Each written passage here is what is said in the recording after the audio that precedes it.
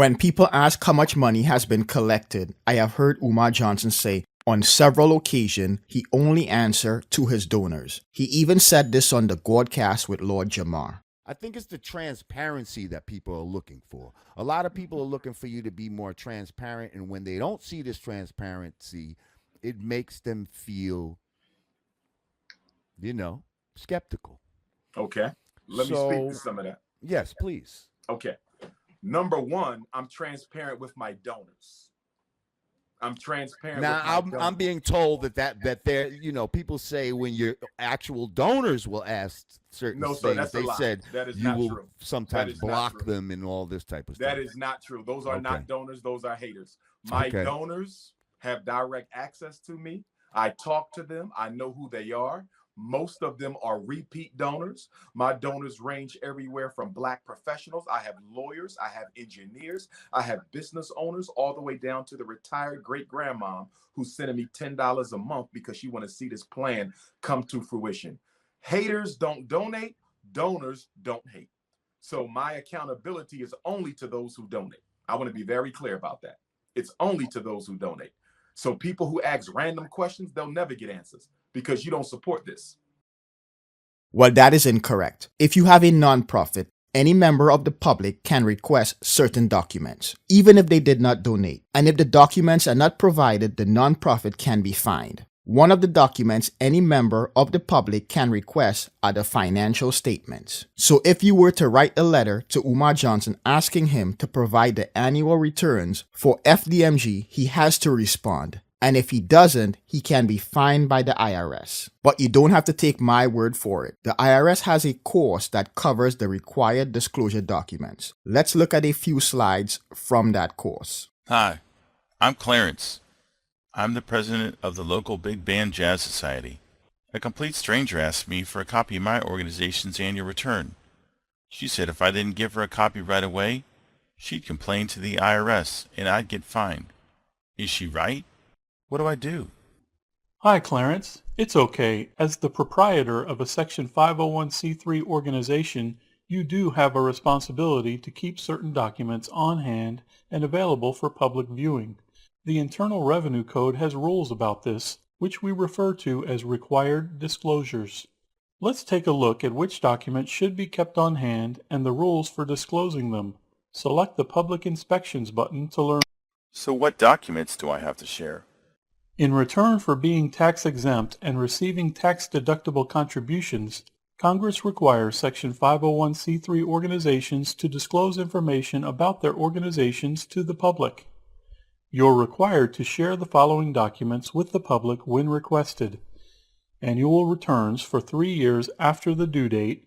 This includes returns like your Form 990, 990EZ, 990PF, and 990T, all Form 990 schedules except portions of Schedule B, its attachments and supporting documents, your application for exemption and all supporting documents like Form 1023 or Form 1023EZ if you filed on or after July 15, 1987, and the determination letter from the IRS that shows your organization has tax-exempt status.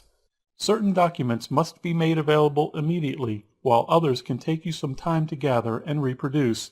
Select the Timeline button to learn more. So, how quickly do I need to make the documents available? Normally, it's the day you're asked for them.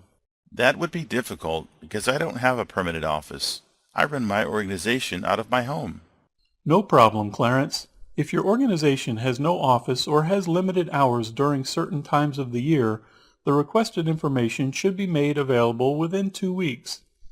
Some people might want copies to take with them. Click the Making Copies button to continue. You mentioned penalties. How severe are they?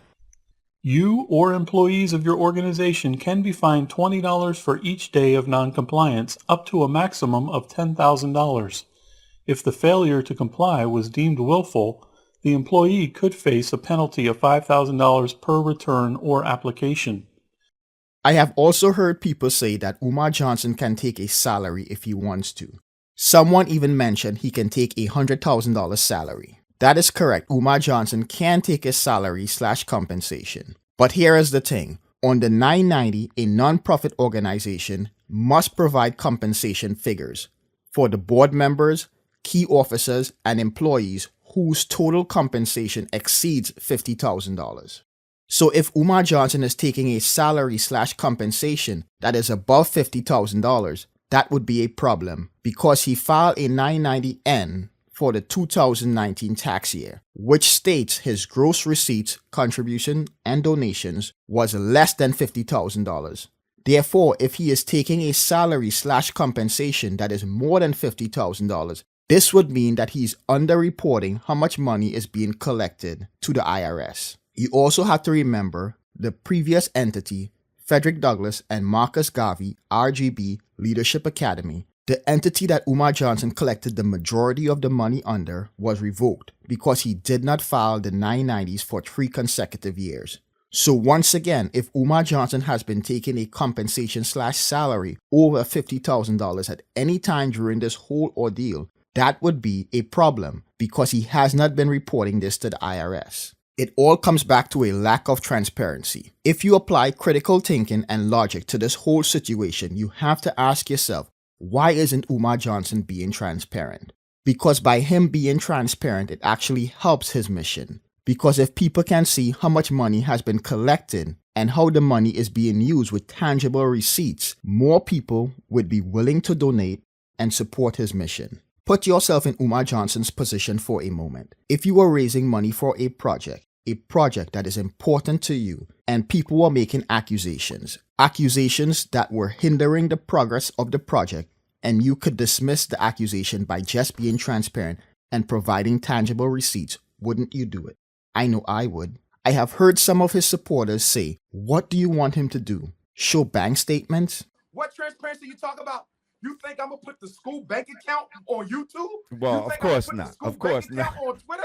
You think I'm going to put the school bank account on Instagram? You watch your damn mind. I think they maybe want... Well, let's take a look at how someone that was in somewhat of a similar situation handled it. Some of you might be familiar with reggae dancehall artist Shaggy. He had hits such as Mr. Boombastic and It Wasn't Me. Well, in 2019, he came under fire because his foundation, Shaggy and Friends, was raising money to build an ICU. And there was a newspaper article that stated the hospital was yet to benefit from any of the money raised. So he held a press conference and addressed the accusation. Me just telling you all of this is just full transparency for me.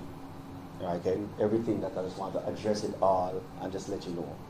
Right? Now, we have the money. What is it that we have from Scotiabank? Yeah, I would love to show that. If they can show that to me. So this is us letting you know that that money that is from them. The money has been in the account. We never touch the money. We never move with the money. We never carry it away. The money has been there the whole time. It's earmarked for an ICU. We will be turning it over to the Bustamante Hospital for Children to do this new project with Dr. Kenny Benjamin and the hospital. Oh, I must read it. I'm a whole banana. Yes. We hereby certify that the balance at credit of Jamaican dollar account number 80 held at the Scotiabank Center branch as at November 11, 2019 is $112,205,019.06. Please note that this is an advice only and is non-negotiable. The account in the name of Shaggy and Friends has been in operation since January 2014. Signed, Mark Mothersill, Senior Operations Officer, Lyric Gordon, Manager Business Banking. Thank you, Scotiabank.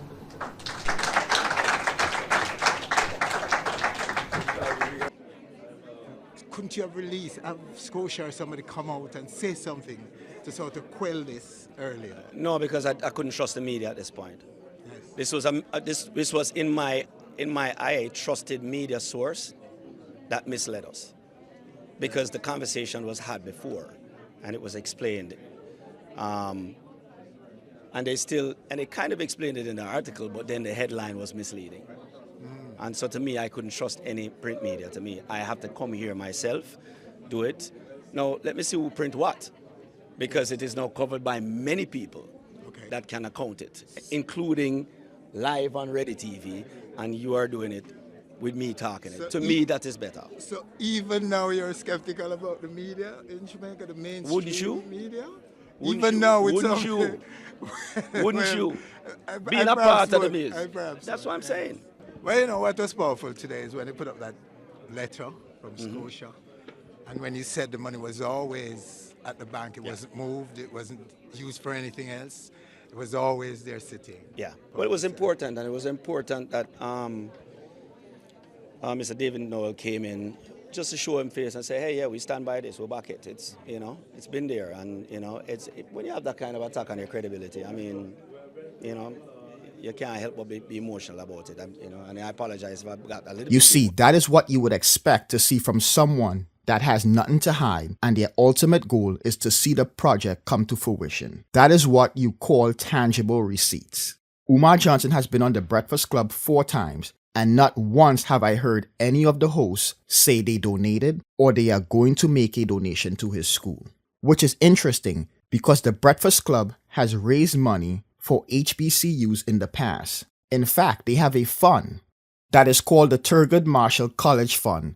The purpose of the fund is to offer financial assistance to outstanding students attending historically black colleges and universities. In 2019, Charlemagne donated $250,000 to South Carolina University. Yet none of them have publicly donated to Umar Johnson's school. Why is that? Umar Johnson have been on multiple radio shows, and I have never heard any of the hosts say that they have donated to his school. In fact, I have heard Umar Johnson complain that people are asking him for interviews but have never donated to his school. In a recent video, he is now begging rappers and celebrities to donate to his school. And to all my celebrities out there, we are a tax-exempt organization. I know y'all need a place to dump some of your money before the new year comes in. You want to write off some of those millions.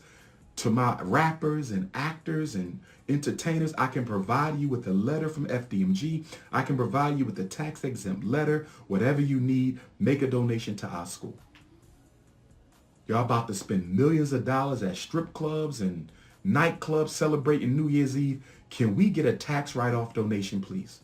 Can one of you rappers, one of you actors, one of you singers, one of you millionaires, who will be the first black celebrity to make a donation?